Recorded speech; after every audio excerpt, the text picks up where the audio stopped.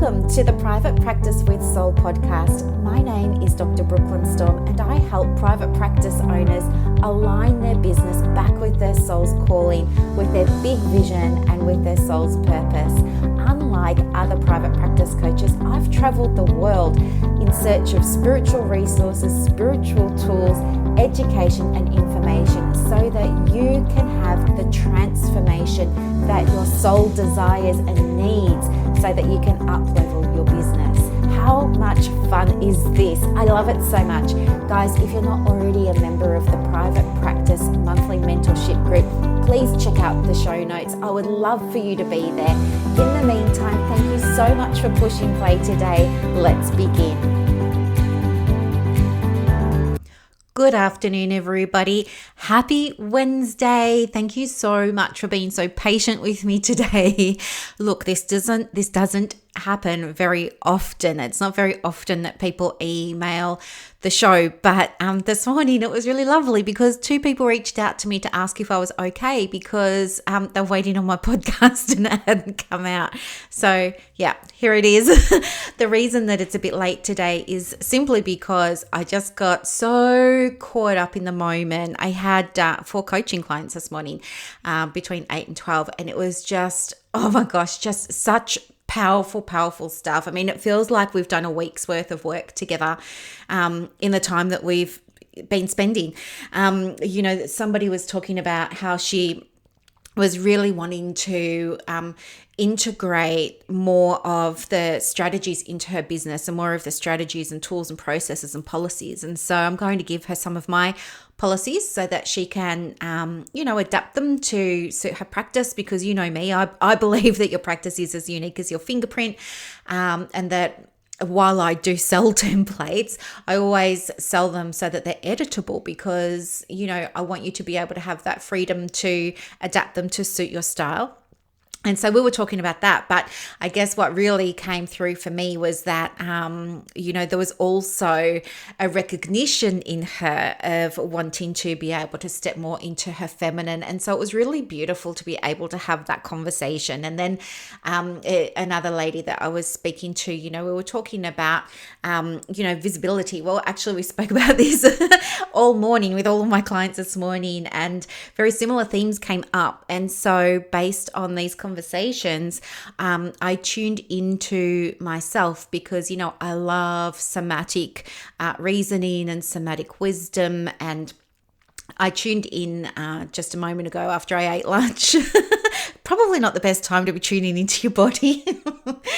But anyway, I did. And I was just kind of asking for guidance around what would be really helpful for you to hear more about today. And also, I'm trying to be mindful that this is very much a one-way conversation and I don't want to be lecturing. I'm trying to have a discussion without the other person being here with me to talk back. So anyway, I think it's a really great time because it's February and many people have set intentions now for their practice to build referrals. And of course, we talk about marketing, and marketing is a pathway to that. But I think a lot of us are really good at our jobs, but we don't know how to market, and we try all different things and they don't work. And then we think we don't like marketing.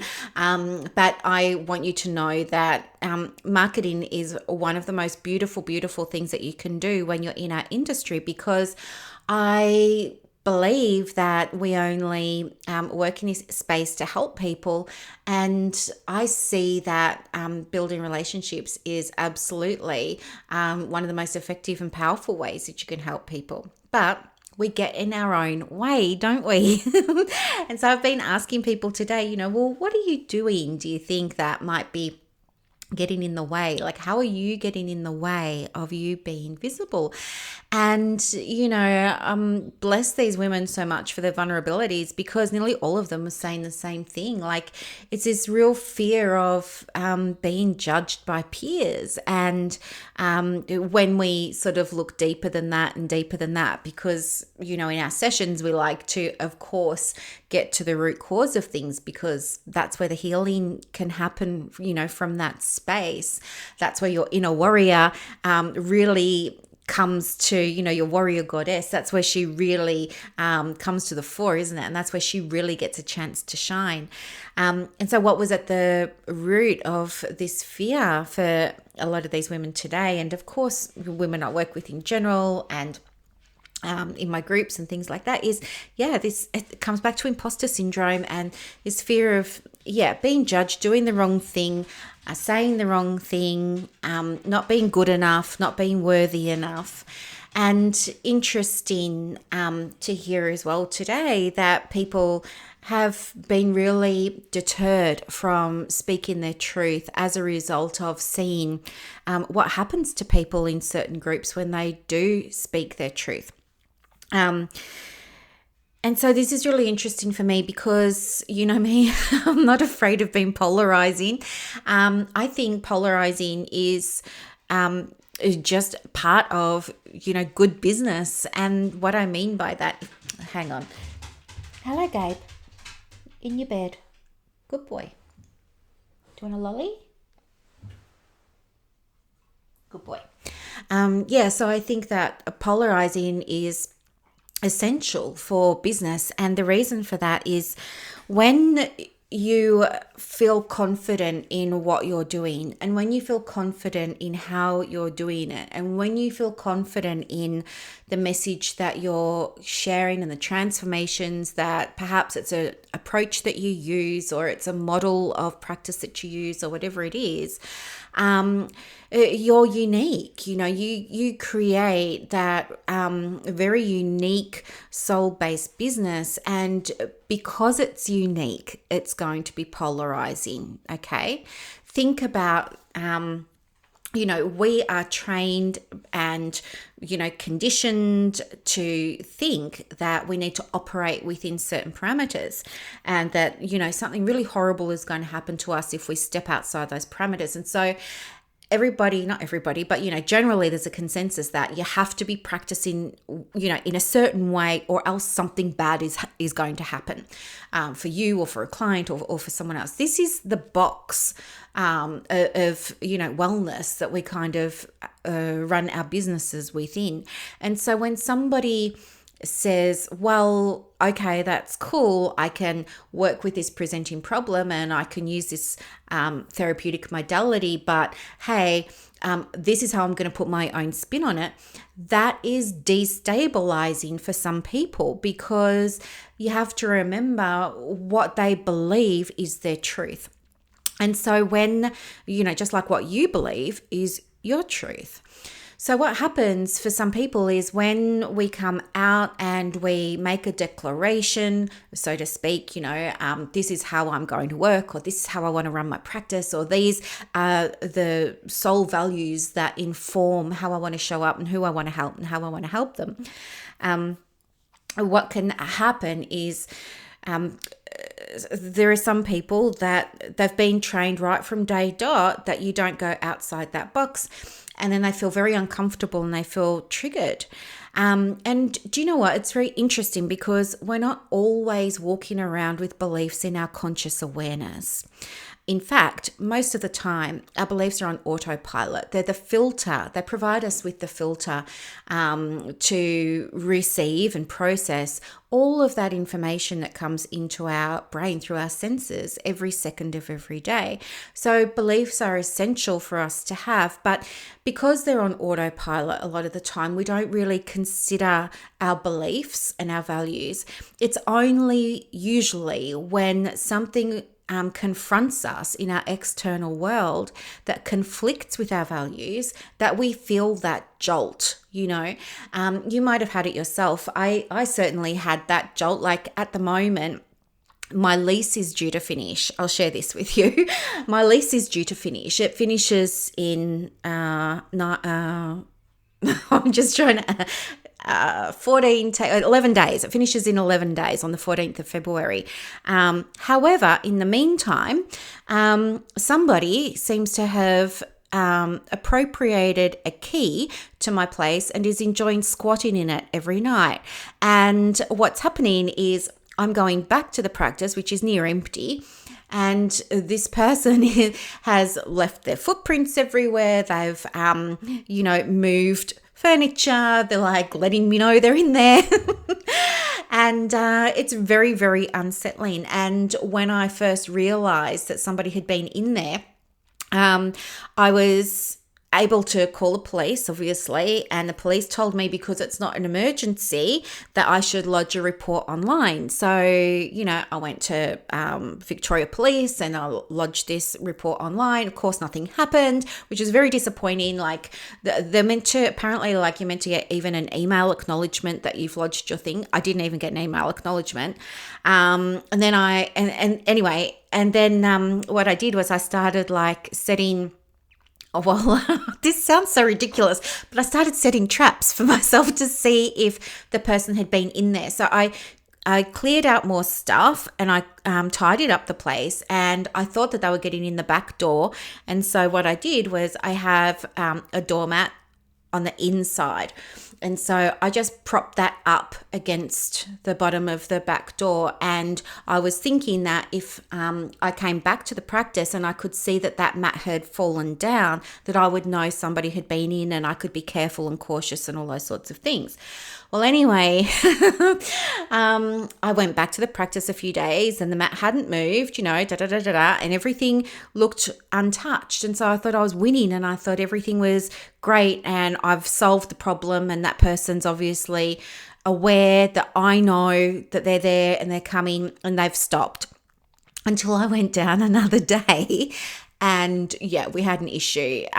There was some damage done to my place. Not a lot of damage, but there was some damage done. Like there's plastering that needs to be done now. There's a bit of painting that needs to be done now, but it's minor and it's manageable. But still, I know that I didn't do those things to the building. I've had it for nearly 4 years and it's never had a mark on it. Now all of a sudden there's this stuff happening. And I was confused because I checked the doormat, and the doormat was still there. So obviously this person has also got a key to the front door. And I know that it must be that because all my windows are keyed windows. Well, not all of them, but most of them are keyed windows. You can't get in from the outside. Anyway, so very unsettling for me, thinking that somebody's going in there when I'm not there. It feels like a real violation. And anyway, so I knew not to call the police because they're just going to tell me to do the online thing again. So I go home, I do the online thing again. I say, please, can somebody respond to this? It's the second report that I've made. I didn't get an email confirmation. Can you please send me an email confirmation? Of course, nothing. And so I'm feeling like quite naked almost and very vulnerable. And what's happened is, I contacted my real estate agent and she's saying it must be a former staff member because who else would have a key? And so now I'm like going through my mind thinking, why would a former staff member be doing this to me? It sounds nuts, doesn't it? I'm thinking, who could it be? Is it a boy or a girl, like a man or a woman? And then I'm thinking, but they're all health professionals. Like, why would another health professional be doing this? This doesn't make any sense. And so anyway, it's caused me to be confronted by my beliefs around you don't violate another person's space, my beliefs around there's no justice in the world, my beliefs around safety and security, my beliefs around vulnerability, my beliefs around I pay my taxes, where are the police when I need them, my beliefs around all of those sorts of things. And so I felt very triggered over the last couple of weeks with this awareness that this person, whoever they are, is coming through. And then guess what? It was about 4 days ago now, it was Saturday, went down there again and there were like 3 different shoe prints. So it's like more than one person coming in now. And it's nuts. Anyway, but this is just an example of how you're not consciously aware of your beliefs all the time until something happens in the external world that conflicts with them, that makes you sit up and take notice and you want to take an action. And I think that's what happens when we step into our authentic self online. And when you're saying, hey, this is what I do and this is how I do it, and it's a little bit different to everybody else, there are going to be people that have different values to you that feel confronted. And that confrontation can, make them feel anxious, for example, and we're triggering now a fight or flight or freeze response, okay? And so, it's understandable perhaps that some people are going to feel that fight kick in, and they're going to want to maybe express views that they have very, very strongly because of their beliefs. And you know what? Just like we want everybody to be respectful of our views, it's also important that when somebody feels triggered enough to write something not nice on your post or on your blog comments section or something like that, that you also respect their views. We don't all have to think alike. That's not what this is about. In fact, as soul-led women in private practice, we know that we're all more alike than we are different, but it's very important to embrace those beautiful things that do make us unique. I think what happens sometimes is, though, lines are crossed, and when that happens, what we can see sometimes is repeated aggression, for example, from maybe one person just repeatedly posts comments on your post online that are aggressive in nature, and everybody sees that, or they try and use their beliefs to reason with you and pull you back into a space that's comfortable for them. So if they really believe in, maybe ethics, and they're doubting whether what you're doing is ethical, they're going to respond from their framework of you have to run an ethical practice. And so they're going to come at you with all of that. And, I want you to understand that what's happening here is we've just got two different sets of beliefs, and you get to handle this in the way that feels most comfortable for you. Bear in mind when you respond, though, that you're going to be modeling for other people. And so if you are feeling anxious or nervous or scared or upset about a comment that somebody's put, maybe just step away from the computer. Don't, go writing anything yet, because it's really important that you're able to show up in your light and demonstrate how you handle conflict in a way that's healthy and soul informed. And it's okay to walk away from, negative comments and things like that if it's got just spiraling. A preferable way that we all hope to experience, of course, is discussion, like peer discussion, and have open discussions. But I think some of you may agree that while many of us are health professionals in inverted commas, there is a high proportion of people that move into helping fields because there's healing that needs to be done themselves. Okay.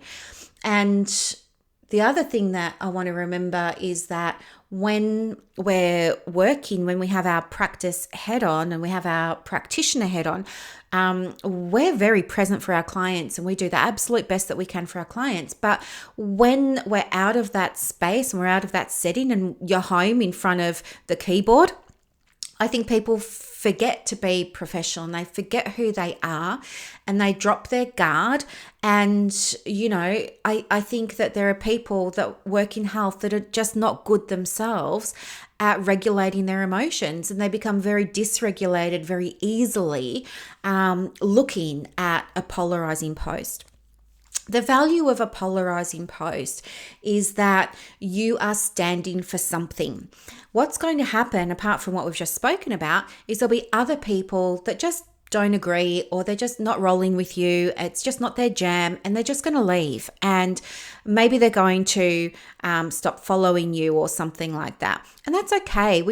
Everybody has the right to follow and engage with whoever they want in that public, professional, online space. So we just let them go with love and with light, because as spiritual women, we understand that when somebody leaves, it just makes space for the right people to come through. And we're always ready to allow those people in, right? We're always receiving and we're always accepting the right people through. So if somebody unsubscribes from your email, don't get upset by that. Celebrate, because that's somebody who's saying, this isn't my thing anymore. I'm going to leave now. And they just leave quietly. And that's okay. Let them leave quietly. And let new people come in who love what you're doing, who are on board with it, who are going to be your biggest raving fans because they're aligned with you. One of the beautiful things for me working with the spiritual women in private practice that I get to work with is I don't have to do much explaining. Like, we're all on the same page. We all have a shared understanding of how we can use spirituality to inform our private practice. It's not necessarily sitting down with a client and using spirituality with a client. And I think that's where some people get triggered in the groups. I think they're assuming we're doing all of this with clients. But certainly, when you stand for something, people find you a lot more easily. And guess what?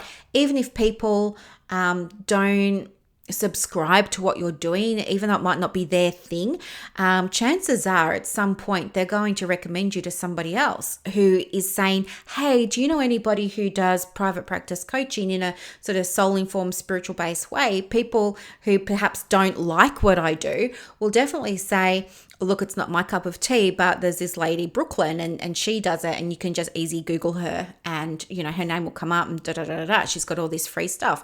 So this is the value of having polarizing content. It helps you to build your audience, but it's not just any audience, it's the right audience that resonate with you. One of the things that happens sometimes is people can run ads on, say, Facebook because they want to get more likes on their page, and they don't know how to set the Facebook ad up correctly. And what happens is they put the ad out there and, they throw some money at it and they just let it run. And then they say, oh, this is amazing. I love Facebook ads. Look, I've got 10,000 likes on my page. But the problem with that is if you don't know what you're doing to set that ad up, the way that the Facebook algorithm works is it wants to maximize your results. And if you don't tell it how you want it to do that, it's going to do it in the way it thinks is best for you. And one of the things that I learned when I was first starting to build my audience was, I needed to understand how Facebook audiences are set up, because I ran an ad and, I got likes and all this sort of stuff was fantastic. But guess what? A lot of those likes were from developing countries. They weren't from here. It was like I totally stuffed up my ad. Now I have likes on a page I can't get rid of. Well, I can, but it's going to take, time. It's going to be pain. So I'll just leave it there. But it really impacted my reach. It impacted future ads. It impacted future audiences, all of this sort of stuff. And so where was I going with this? The value of polarizing is that it cuts through all of those issues that you can have building an online audience if you don't know what you're doing. Okay. And the other thing to remember, well, there's so much. I just want to tell you everything. Okay, I'll tell you some more. The other thing is when somebody is feeling triggered by something that you write, I also would love for you to hold in your mind that they're not getting upset because they don't like you. They're getting upset because of something, perhaps. This isn't for everyone, but this is just another thing that happens. They're getting upset because of something that's unhealed within them. And whatever you've posted has been a mirror for that. It's brought something out into the open that they weren't ready to have into the open yet. And so they're wanting to, shoo it away, swat it, get rid of it, Do you know what I mean? And it just feels to you like it's very personal. It's not. It's something that's going on. And do you know what? There's a lesson here for that person. And if they are able to regulate their emotion and they can see or reflect on, hey, why did I have this reaction? What was brought up for me? How did I feel? What was I saying? What was going on for me in my body? All of that sort of stuff. And they're able to do that deep inner work. They'll be thankful for the polarizing post because it's transformed them. And don't you want to be able to transform somebody or somebody's experience, or you know what I mean? So the other thing that I like to remember, I'm running out of breath, right? Because I'm so excited to say all of this. The other thing that I love to remember is the bell-shaped curve, which I talk about a lot, don't I? So for those of you who don't know, the bell-shaped curve, you learn about it in applied statistics in science and psychology. And it really just looks like a picture of a big bump, like a big hill, and then there's a straight line underneath. And it's like the two ends of the hill never touch the straight line, because in science, we know nothing's ever 100%, right? Everything goes to an alpha coefficient of 0.01 or 0.05. Sorry, 0.001 or 0.05. And so anyway, I find that really comforting, because when you think of standard deviations, which they're just those how the hill is divided into, say, 4 or 6 sections, these standard deviations, we know that the standard deviations on the left and the right, where the tails of the hill are coming out, are the extremes. And so there's going to be a handful of people that extremely agree with everything that you're saying. They're extremely excited by what you're saying. They're going to say to you, oh my gosh, where have you been all my life? This is exactly what I needed to hear today. Thank you. Can I share this post, if it's a post? And likewise, there are going to be a handful of people at the other end of the tail that are like, you shouldn't be saying this. This is not okay. What's wrong with you? This is dangerous. I don't like this. This isn't ethical. People often resort to the ethics argument, don't they? And so don't let the minority of those people affect you too much, because they are the minority. They're the 5%. So don't worry about the 5%. Focus on the 95% who either are neutral about it, or they don't mind either way what you're doing or saying, and the people who really are so on board with what you're doing and saying. It's very, very, very, very, very rarely about who you are as a woman. It's very rarely about your worth as a woman, and it's very rarely about your value as a woman. You're just reflecting something back to them. Okay, so that's kind of what I wanted to share with you today. But there's also like this really beautiful example that I can share with you as well. And this is from, you know how I love my cards? This is from my cards called The Divine Feminine. It's by Megan Watterson. I've spoken about her before, but these are just...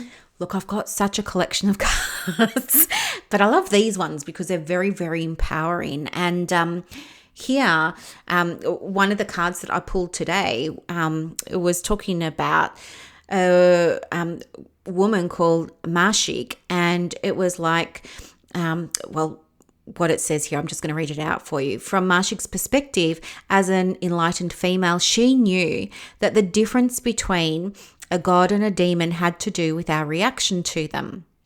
Do you see where we're going with this? Those who cause us pain, she explained, also teach us patience, whereas those who bring gifts can distract us from our spiritual path. No one and no single situation has the power to derail us unless we let it. The power always rests within us. The spiritual path for her was to become intimate with her inner demons, right? Those thoughts or beliefs that kept her from experiencing things like joy and bliss and pure love. The darkness within us, though, isn't actually dark. It can feel really threatening though, because some aspect of our intuition knows that when we face it, we will reclaim a lost part of our soul, and we will heal, and we will become more whole. And that in itself, quite ironically, can be really scary and terrifying. We get so used to functioning with only one wing. It's like we wonder, how can I fly now with two? I'll go too far, I'll go too high. Who will I become now that I'm free? And who will I lose in the evolution of my soul? Okay, but you're always supported in whatever you're doing. And as a soul-led practitioner, you know, and I know, that you're always exactly where you need to be on your journey.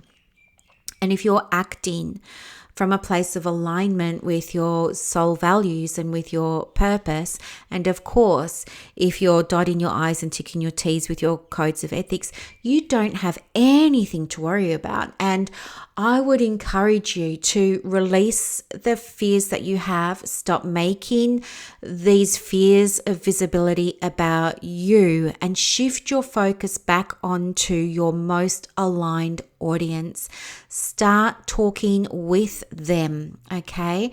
Don't talk to them or at them, but talk with them. We want to get discussions happening, conversations happening, and it's absolutely safe for you to make that declaration of who you are and what you stand for.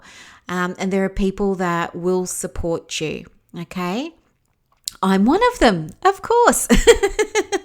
So I hope that this was helpful for you today. I mean, I love, as you can hear, I love talking about all of this sort of stuff. And it was just my pure joy and bliss this morning to spend a few hours with women who get it, having these conversations as part of our supervision and our coaching. So I just think we are so blessed to be doing the work that we're doing. But I wouldn't be where I am now had I not made that declaration a few years ago for who I am and what I stand for. And while it was scary at the time, it's led me to having the most aligned business I could ever dream of. And I don't look at my diary and stress or get tired or anything like that. I'm energized by my diary. Like, it's just the best feeling in the world. And you can have that too.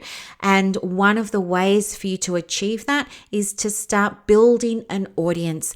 You have to have that audience before the referrals, okay? And if you need help with it, of course, just reach out. You're probably in some of my groups anyway, so just jump in and ask, how do I build my audience? Or if you want some one-to-one help, that's fine too. Just get in touch with me and I'll absolutely help you. So thank you very much for your patience today. I know I like to get these out really early in the morning. I was just a bit late today. I'm so sorry about that. Thank you so much for being here. Thank you very much for listening. If there's a woman in your life who might be struggling with her visibility and her mindset around her visibility and who you think could benefit from hearing this, would you please support her by sharing this podcast link with her? Because, of course, we're here to help others heal. Okay?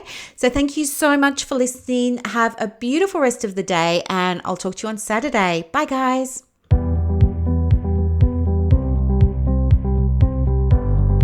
Thank you so much for listening to this episode of the Private Practice with Soul podcast today. If you're looking for clarity, if you need help with branding, your processes, and bringing everything into alignment with your soul's purpose for your private practice, head to the show notes and click the link for more information about the Private Practice Monthly Mentorship Group. You are going to love it. I can't wait to see you in there. Thanks so much for listening. Bye.